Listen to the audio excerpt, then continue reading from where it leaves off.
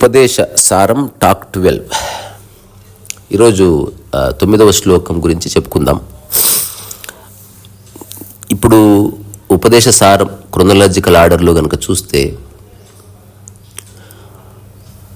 కర్తురాజ్ఞయ ప్రాప్యతే ఫలం అక్కడ స్టార్ట్ అయ్యి నిన్న చెప్పిన శ్లోకం భేద భావనాత్ సోహమిత్యసౌ భావన విధ పావని మత అనే దగ్గర ఆగింది. ఒకసారి కరెక్ట్గా చూస్తే కనుక మనస్సు యొక్క ప్రవృత్తి, మనస్సును ఎట్లా నిలబెట్టాలి, ఏ ఆధారం లేకుండా అనుకునేవాడికి ఇది అక్కర్లే. కానీ సహజంగా మనసు నిలబెట్టడం లేదు అనుకునేవాడికి భక్తి అనేది ఒక మార్గం, ఆ తర్వాత కర్మ ఒక మార్గం. ఆ కర్మ కూడా నేను చేయడం లేదు, దానికి ఇంపార్టెన్స్ లేదు, బట్ కర్మలో ఇన్వాల్వ్మెంట్, శ్రద్ధ అన్నది ఇంపార్టెంట్ అని తెలుసుకుంటే సరిపోతుంది. ఆ తర్వాత రకరకాల పద్ధతులు, అంటే ట్రాన్సెండెంటల్ మెడిటేషన్ అనే ఆస్పెక్ట్లో చెప్పబడ్డది.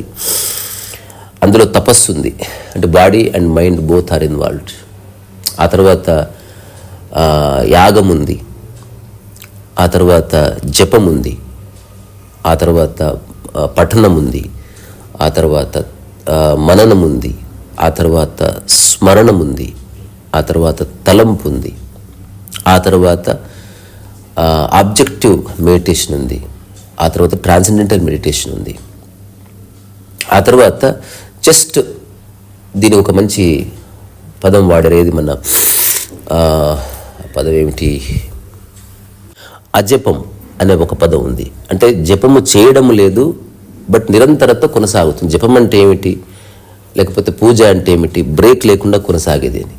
ఇప్పుడు మనం పెళ్లి చూసినప్పుడు కూడా కార్యక్రమాలు మొదలైతే పెళ్ళి అయిపోయే వరకు ఎక్కడ బ్రేక్ ఉండదు. ఒక కార్యక్రమం తర్వాత ఒక కార్యక్రమం, ఒక శృంఖల లాగా. సో ఇప్పుడు మనిషి చేస్తున్న ధ్యానం అనేది చాలాసార్లు బ్రేక్ అవుతుంది. సో ఇప్పుడు రమణ మహర్షి చెప్పింది ఏమిటి, ఆజ్య ధారయ స్తోతసాస సమం సరళ చింతనం విరళత పర. అంటే ఒక నదీ ప్రవాహంలాగా, ఒక నెయ్యి ధారల్లాగా నిరాఘాటంగా సాగే సరళ ధ్యానం అనేది చాలా ఉత్తమమైంది.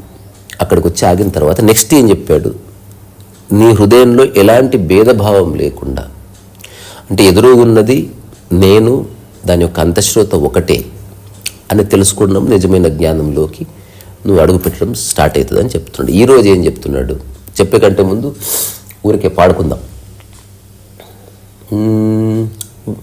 వదనం సహజం రమణీయం జ్ఞానం సదా స్మరణీయం సాకారం సునిశ్చలం ఆకారం అరుణాచలం రూపం అతి కోమలం నిశ్చల సుందర శ్యామలం నడిచే అరుణ కిరణం కురిసే కరుణ శిఖరం సర్వప్రాణకోటి సమానం సమత్వమే ఆత్మ ప్రమాణం నిర్గుణ మౌన ప్రసాదద్వారం కర్తాశూన్య ఉపదేశసారం ప్రీసామృతవాక్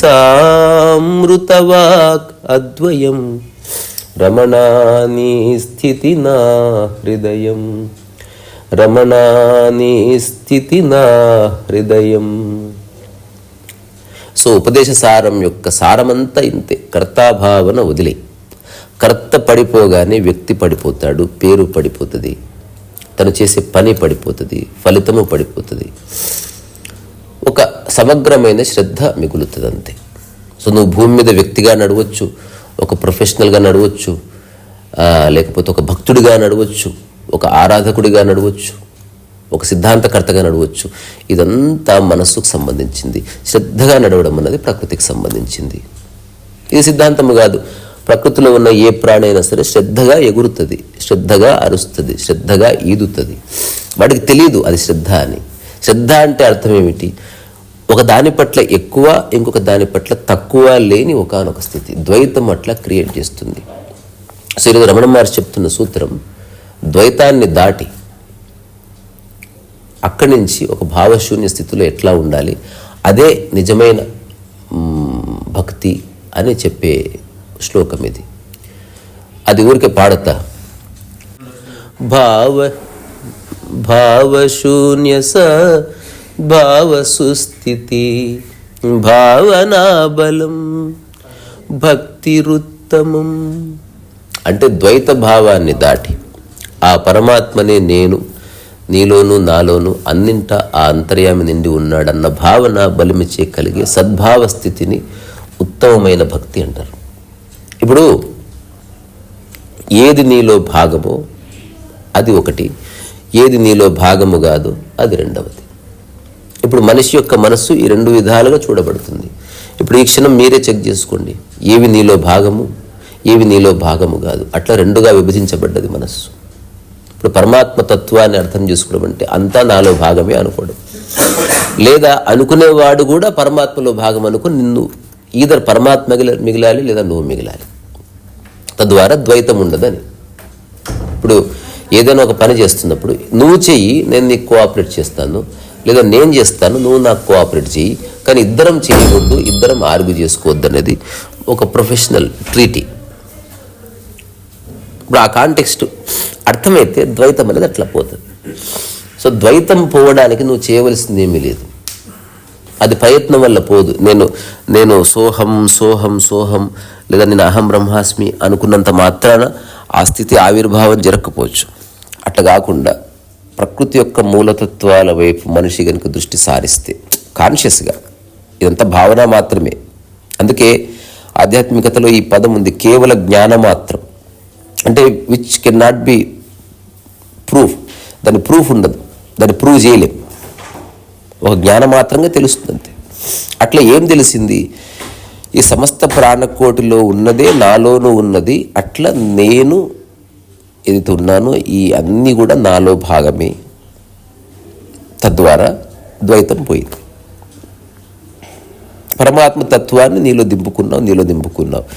రెండవ పద్ధతి కూడా ఉంది, ఉన్నదంతా పరమాత్మనే, ఈ సమస్త మానవ జాతి ప్రాణకోటి అంతా పరమాత్మదే. అట్లాగే నా శరీరము, నా మనస్సు, నా ఆలోచనలు, నా కర్తభావన, నా ఫలితం అంతా పరమాత్మనే. ఇవన్నీ తీసేస్తే నేను అనేది పడిపోతుంది. కాబట్టి నేను కూడా లేను అనుకో. సో ఏదైనప్పటికీ మంచిదే. ఇప్పుడు సాంప్రదాయ సనాతన భారతీయ ఆధ్యాత్మిక వాంగ్మయంలో మాత్రమే ఈ యాంగిల్ కనిపిస్తుంది. మిగతా అన్ని సిద్ధాంతాలు లేకపోతే ధర్మాల్లో పరమాత్మ వేరు, భక్తుడు వేరు. భక్తుడు ఎప్పటికీ పరమాత్మని అర్థం చేసుకోలేడు.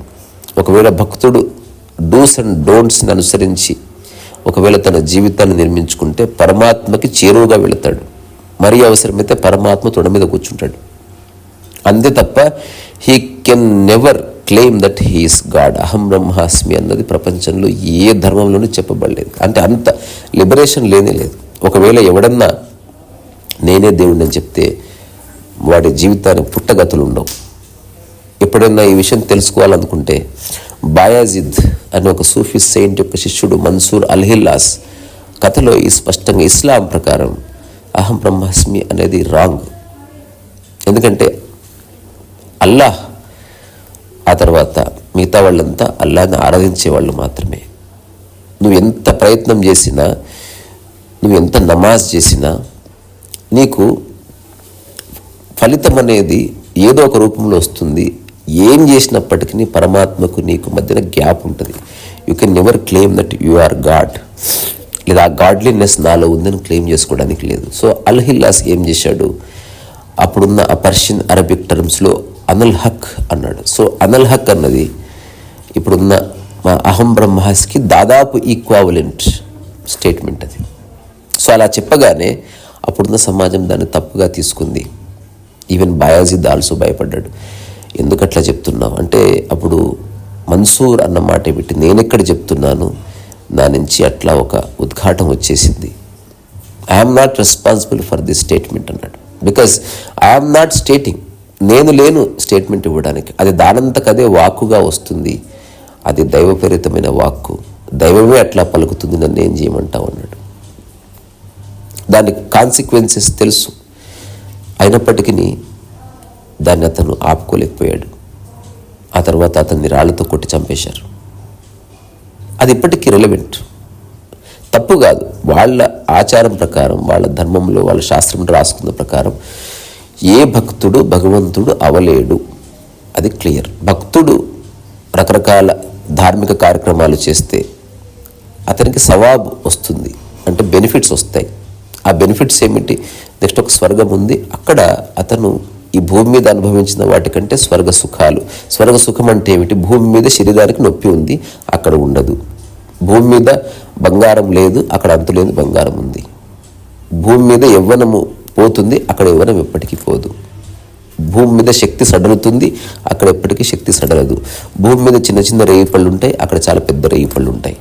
భూమి మీద ఆకలి దప్పులు ఉన్నాయి, అక్కడ ఆకలి దప్పులు ఉండవు. ఇంకా చాలా ఉన్నాయి, చెప్తే మీరు ఆశ్చర్యపోతారు. అంటే శృంగారానికి సంబంధించిన వ్యాఖ్యలు కూడా ఉన్నాయి, ఎవరికి వాళ్ళు చదివి తెలుసుకోండి. సో కాంటెక్స్ట్ ఏమిటి అంటే, పరమాత్మ తత్వాన్ని అర్థం చేసుకోవాలన్న ప్రయత్నం, ఆ చేష్ట ఒకవేళ చేస్తే ఓన్లీ భారతదేశంలోనే. సో పరమాత్మ అంటే ఒక రూపం అనుకునే వాళ్ళు కొందరు, పరమాత్మ అంటే లక్షణాలు అనుకునే వాళ్ళు కొందరు, పరమాత్మ అంటే స్వయం అస్తిత్వం అనుకునే వాళ్ళు కొందరు. ఇది ఆ చివరి స్థితిలో, అంటే ఉన్నదంతా పరమాత్మ. ఇప్పుడు ఆకలి పరమాత్మ అనుకో, అట్లా అందరిలో ఆకలి ఉంది కాబట్టి, ఆకలి నీలోనూ ఉంది కాబట్టి పరమాత్మనే ఆకలి అనుకున్నప్పుడు నీలో భేదభావం పోతుంది, అట్లా ద్వైతం పోతుంది. అందుకే ఇప్పుడు భోజనాలయం ఉందనుకో, అక్కడ ద్వైతం ఉండే అవకాశం లేదు. అందరికీ ప్లేట్స్ ఉంటాయి, అందరికీ భోజనం ఉంటుంది, అక్కడ కులమతాల ప్రస్తావన ఏం లేదు. సో అన్న ప్రసాదం వితరణ చేసినప్పుడు ఆడ మగ కులం మతం ఈవెన్ ఒక జంతువు వచ్చినప్పటికీ ఆహారం అందివ్వాల్సింది. Because you are not addressing human being, you are addressing the core of existence, the hunger itself. So మనకు ప్రత్యక్ష సత్యాలు ఉన్నాయి, పరోక్ష సత్యాలు ఉన్నాయి. సో ప్రత్యక్ష సత్యాలని అర్థం చేసుకోవడం ఈజీ, ఆకలి నిద్ర. పరోక్ష సత్యాలు చైతన్యం, ప్రశాంతత, హాయి, అట్లా. తర్వాత ఆ పరోక్ష సత్యాలను అర్థం చేసుకోవాలంటే నీలో ఒక ఎరుక అవసరం. సో ఆ ఎరుక యొక్క చర్మ స్థాయిలో నీవు, నీ ఎదురుగున్నవాడు, ఆ ఇద్దరిలో ఉన్న ఒకానొక తత్వం పరమాత్మదే. తద్వారా ద్వైతం పోయింది. ఎట్లయితే నీ ఎడమ చేయి నీలో భాగము, దాని పట్ల నీకే ఎమోషన్ ఉండదు, దాని పట్ల నీకే ధారణ ఉండదు, దాని పట్ల నీకే ఒపీనియన్ ఉండదు, దాని పట్ల నీకు జడ్జిమెంట్ ఉండదు, అంటే మనసు పడిపోయింది చూడు. అట్లా ఒక మనిషిని చూసినప్పుడు కూడా అట్లా మనసు పడిపోయి జస్ట్ ఒక కలయిక ఉంటుంది అంతే, నీలో కలిపేసుకుంటావు అంతే. ఒక సద్గురువు ఎవడన్నా భూమి మీద ఉన్నాడంటే వాడు చేసి నిరంతరం కలిపేసుకోవడం. కొన్నిసార్లు అన్నిటినీ తనలో కలుపుకుంటాడు, కొన్నిసార్లు తనను అన్నిటిలో కలిపేస్తాడు. అందుకని ఈ ఉపదేశ సారం మనం ఇంకా 9వ శ్లోకంలోనే ఉన్నాం. ఇంకా భక్తి, కర్మ, యోగం ఇట్లాంటి విషయాలే చర్చించబడుతున్నాయి. అదే మనం 16, 17 శ్లోకానికి వచ్చినప్పుడు కాంటెక్స్ట్ మారిపోతుంది. పరమాత్మ పక్కకు జరిగి చూసేవాడు, చూడబడేది, ఆ మధ్యలో మిగిలినటువంటి ఆ రిలేషన్షిప్, అక్కడి నుంచి మాట్లాడతాడనమాట. వెరీ ప్రొఫౌండ్ డాక్యుమెంట్ ఇది. అర్థం కాకపోవచ్చు, ఎందుకంటే లాజికల్గా అర్థం చేసుకోవడం ఎప్పుడూ ఉంది, కానీ this is not logic, it is beyond logic. ఎందుకంటే లాజిక్ అంటే ఏమిటి? నువ్వు నేను ఒకటే అనుకున్నంత మాత్రం అయిపోము అని మళ్ళీ లాజిక్ చెప్తుంది. అనుభవం అంటే ఏమిటి? నీలోనూ నాలోనూ ఉన్నది ఒక్కటే కనుక నీవు నేను ఒకటి. సో సూపర్ఫిషియల్గా నీ రూపం వేరు, నా రూపం వేరు, నీ కులం వేరు, నా కులం వేరు, మతాలు వేరు, అవగాహనలు వేరు, మనస్సులు వేరు, ఆలోచనలు వేరు, అన్నీ వేరు వేరు. నువ్వు వేసుకునే బట్టలు వేరు, నేను బట్టలు వేరు, నా చదువు వేరు, నీ చదువు వేరు, అన్నీ వేరుగానే ఉన్నాయి. బట్ మూలంలో అసలు ఏ భేదభావం లేదు. అట్లా ఈ శ్లోకం అనేది ఎగ్జిస్టెన్స్లోకి వచ్చింది. భావశూన్య సద్భావ సుస్థితి, భావన బలాద్భక్తి ఉత్తమం. అందుకే ఈ భేదభావమే నీలో రకరకాల భావనలకి ఆధారమవుతుంది. సద్భావం అంటే ఏంది? భేదభావం లేకుండా చేసేటువంటి ఒకనొక కరుణాన్వితమైనటువంటి భావన. అట్లాంటిది అందరిలోనూ ఉంది, దీనికి ప్రయత్నం అక్కర్లేదు, సరిగ్గా చూస్తే సరిపోతుంది. అట్లా అందరూ చూడాలని కోరుకుంటూ ఇక్కడి నుంచి సెలవు తీసుకుంటున్నా.